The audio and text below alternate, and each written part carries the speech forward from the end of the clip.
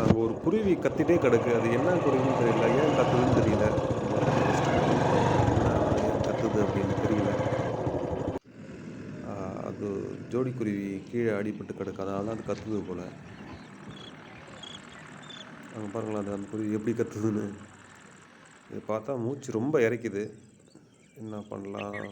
தண்ணி கொடுத்து தான் பார்க்கணும். தண்ணி கொடுப்போம். தண்ணியில் காலை வச்சா சேராக இருக்குங்க. அப்பா, கொஞ்சம் ஸ்மெல் வருது தான். இருந்தாலும் குருவி காப்பாற்றணும் வந்துட்டோம். காப்பாற்றி தான் ஆகணும். தண்ணி கொடுப்போம். அது கொஞ்சம் குத்துமோன்னு பயமாக இருக்குது அந்த நகத்தில். ஆனால் அதோட மூக்கு கொஞ்சம் கூர்மையாக, வாய் கொஞ்சம் கூர்மையாக இருக்குது. வச்சுட்டோம்.